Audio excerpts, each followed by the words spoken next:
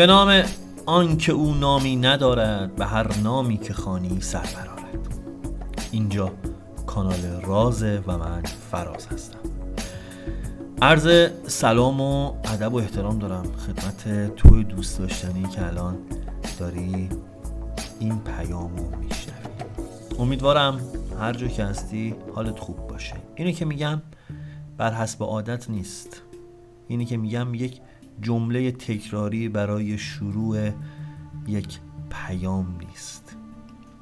این انرژیه که داره به تو میرسه. این انرژیه که الان تو باید دریافتش کنی. کافیه که گاردت نسبت به صحبت‌هایی که قراره بشنوی باز باشه. نیاز نیست اعتقاد خاصی به موضوع خاصی داشته باشی. فقط کافیه که یه کمی تمرکز کنی و تا انتها با من همراه باشی. از خدا میخوام هر کجا که هستی در صحت و سلامت باشی و لبت خندون باشه، دلت پر امید باشه و در مدار ثروت و قدرت حضور داشته باشی. ازش میخوام که امید تو دلت پررنگ باشه و سر راهت کسایی قرار بگیرن که با خودت هم فرکانسن، توی مسیر موفقیت قدم بردارید. قبل از اینکه بخوام پیام امروز رو باهات به اشتراک بذارم، میخوام یک ابزاری رو بهت معرفی کنم که اگر از این ابزار درست استفاده کنی بهت کمک میکنه از تمام افکار مسمومی که تمام ذهن و جسم تو فرا گرفته رها بشی. استفاده درست از این ابزار تو رو توی مدار موفقیت قرار میده و جالبه که بدونی این ابزار چیزی نیست جز یادداشت کردن. یعنی یک ورق کاغذ و یک خودکار. مهم نیست چی می نویسی، اگر بتونی شروع کنی فقط افکاری که به صورت نامنظم با چنان سرعتی توی ذهنت داره این ور اون ور میره روی کاغذ بیاری، انگار افسار این ذهن افسار گسیخته رو تو دستت گرفتی، نگره شده، انگار رامش میکنی. فقط کافیه بنویسی. سرنخ اون افسار توی قلمیه که مینویسی. ما موقعی میتونیم از دست این افکار مسموم راحت بشیم که بدون قضاوت کردن بفهمیم اونها هم وجود دارن. با پاکسازی اطراف خودت شروع کن. تنها چیزی که نیاز داری یه قلم با یه دفترچه یادداشت شاید، و اون موقع است که بازی موفقیت تو شروع میشه. چرا میگم بازی؟ چون اگر این کار رو یاد بگیری همه چی برات به شکل ساده ای میشه. توی بازی زندگی جای درست قرار میگیری. پس اگه بخوام یه دعا بکنم امروز برای تک تکمون، برای خودم، برای تو، برای همه، اینه که قدرت نوشتن رو خدا به همون بده. حالا شاید با خودت فکر کنی که من که قدرت میخواد. آره قدرت میخواد. و اون قدرت چیه؟ این که لابلای تمام روزمرگیات واقعا این پیامو جدی بگیری و بری یه گوشه‌ای بشینی، یه قلم کاغذ. ببین تشریفات خاصی نمیخواد. من بهت پیشنهاد میکنم یه قلم و کاغذ کنار مبل بذار.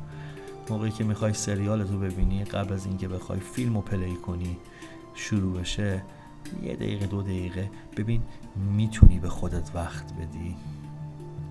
اگر تونستی 2 دقیقه 3 دقیقه در ابتدا به خودت وقت بدی، مطمئن باش که کائنات هم به تو وقت میده.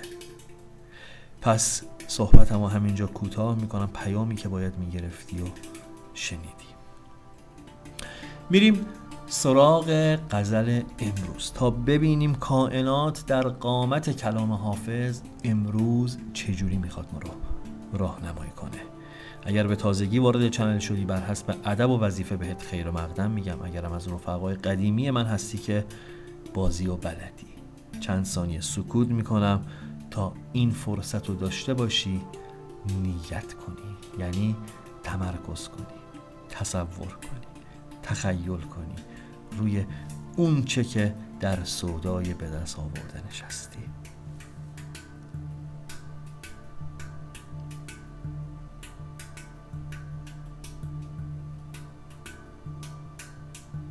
اگر آماده ای ببینیم غزل امروزا.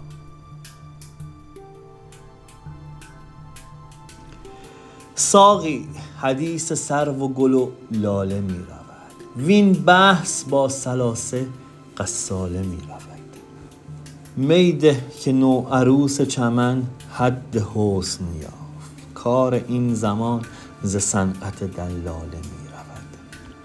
شکر شکن شوند همه طوطیان هند، زین قند پارسی که به بنگاله می رود.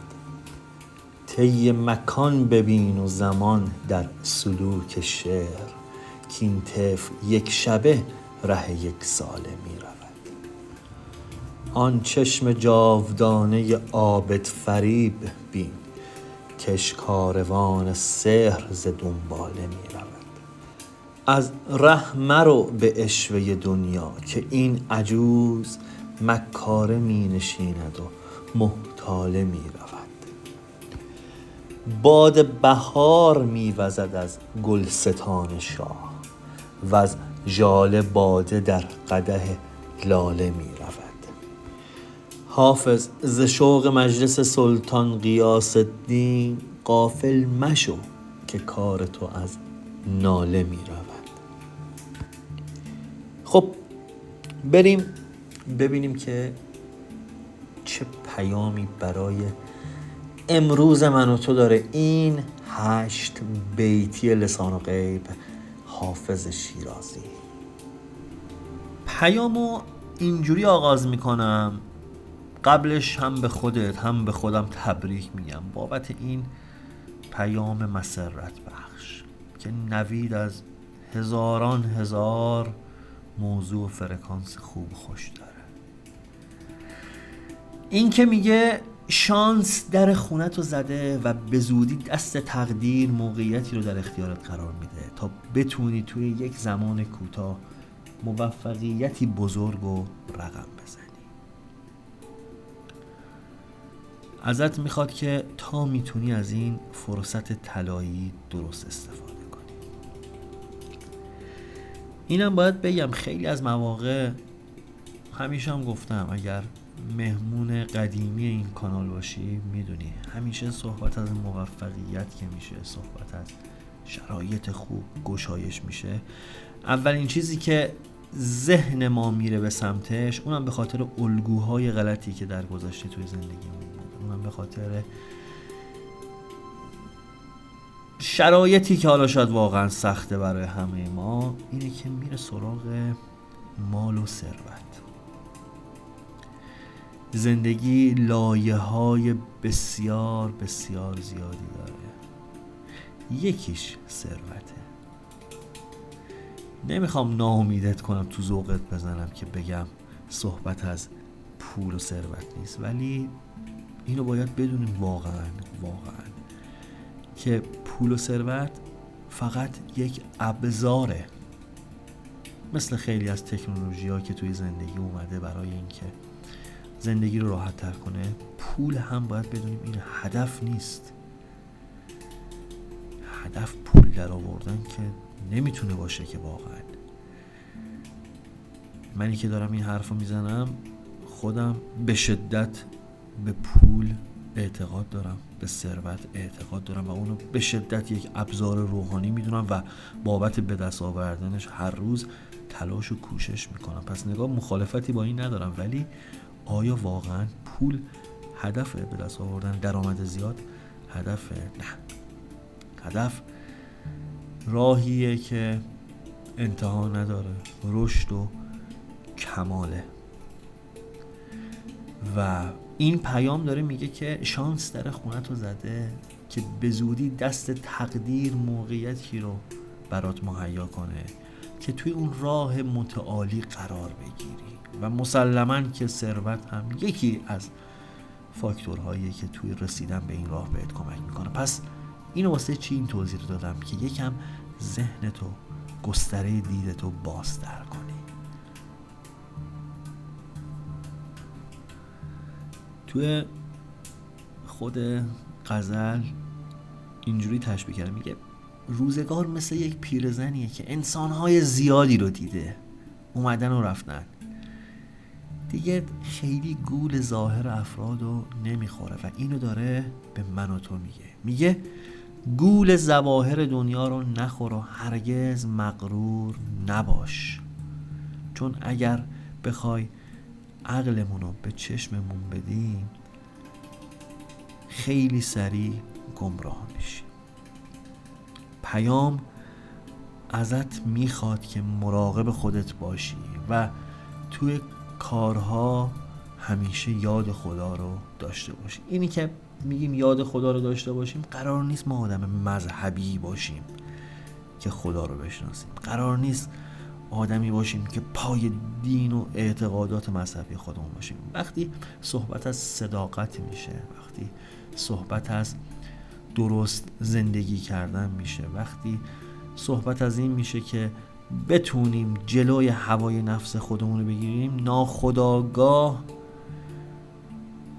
فکر حضور یک نفر دیگه تو زندگیمون هست که وجدان بیدارمونه، همون کسی که به همون میگه این کار خوبه یا بده.